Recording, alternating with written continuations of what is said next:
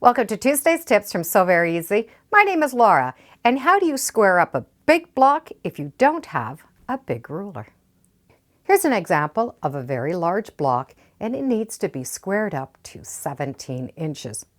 And I don't have a ruler that is 17 inches and larger, so I will need to use a combination of two rulers. And we're going to use very common rulers, a 12-inch square and a 6 by 24 inch long ruler. This block needs to be squared up to 17 inches, which means I will need a little bit past those points at a 1/4 inch. That way when they're sewn together, I don't lose these points. And then the extra will be trimmed away. This particular block is a twisted block, so we do not have a center point. We can find the center of this square by folding that square in half and getting that measurement. But the most important measurement we're looking for is that outside 17 inch. So the first thing we need to do is find where our seam allowances are going to be. The first thing I'm going to do is mark my 1/4 inch seam allowance on my points. And in this case, I have the 4 offset points. Put the ruler at a 1/4 inch and just draw a 1/4 inch mark on all of your points. If you have a block where you have center points, you're going to be able to mark those center points. If you have it so they're on the side, you can still mark those corner points. All of your little points need to have extended fabric at a 1/4 inch. So it won't matter the style of the block, we just need to mark that 1/4 inch on the outside. So in this case, I have 4 of my 1/4 inch marks. I'm going to take that 12-inch square and place it on my 1/4 inch marks. So the edge of the ruler is on that 1/4 inch mark. So I have that 1/4 inch here, and then I can just place it on the second mark. If you have a ruler where you can clearly see your 1/4 inch marks, you can get away without marking it. I still like to mark it though, because that way it gives me a reference. When that ruler is sitting on two opposite ends with a 1/4 inch mark, this corner is automatically going to be square. And you will be able to see through that ruler if you have other markings that you need to have at that 1/4 inch. From here, I'm going to use another ruler to measure to make sure that I have the 17-inch mark. Place that longer ruler on top of your square. You want to match up those edges. And because you can see through the ruler, you're going to be able to see that it's squared up. You can also feel that it's squared up. From here, I'm going to be able to come up to the edge and make sure that that 1/4 inch is at that 17-inch mark. If not, then this gives me a chance to adjust my block. I have my 1/4 inch mark coming out from this little end, and it does equal that 17 inch. So I know the one side is going to be correct. I need to repeat to find this side. Place the long ruler on top of this square ruler. Make sure that those edges are flush and together. Now I can check that measurement at my 17-inch mark. And I do have that 1/4 inch hangover that I'm looking for.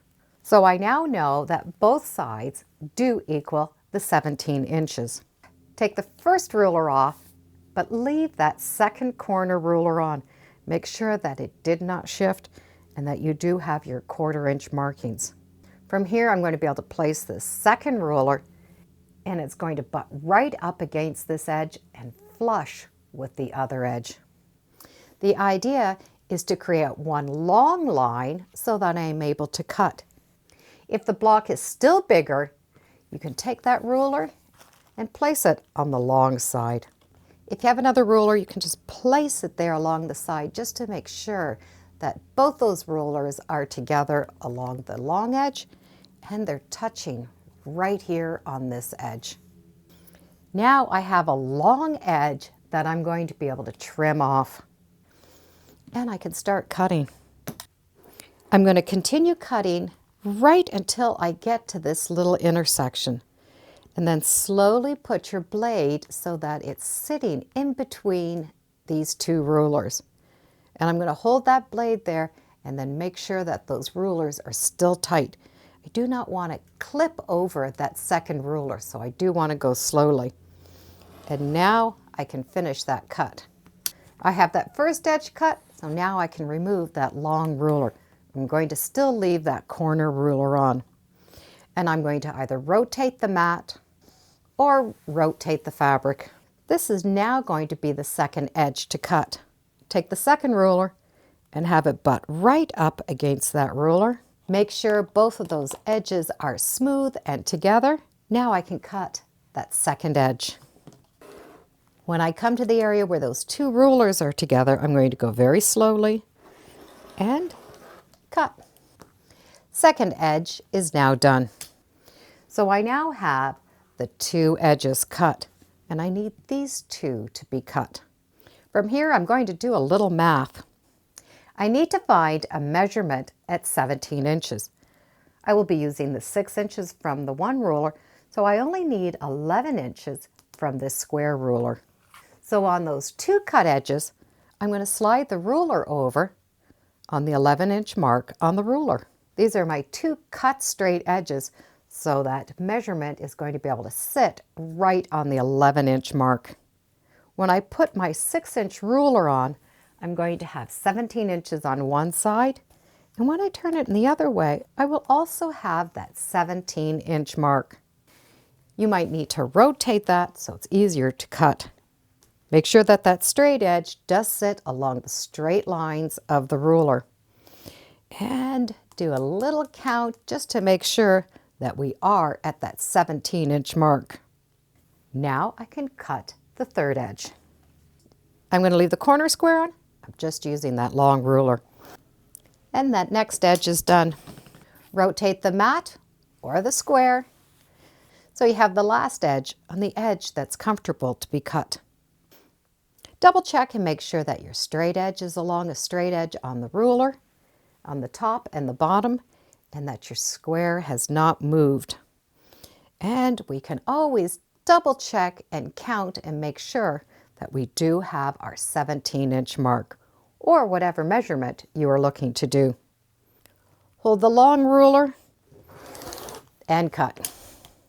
I now have the fourth edge done. So we've started with any size square, then from there we've just shifted it over to the cut edge so that we have the proper math coming to the edges. I now have a perfect 17-inch square, and I do have my 1/4 inch sticking out, so your 1/4 inches can be anywhere along the block. And this system works with any size block. It won't matter if you use 2 rulers or 3 rulers. What we're looking for is the measurement that we need when we put those rulers together. Thank you for asking the question, how do I square up a large block when I don't have a large ruler? And thank you for joining me today on Sew Very Easy. Feel free to subscribe, and as always, come on back. Let's see what we're sewing next time in the sewing room. Bye for now.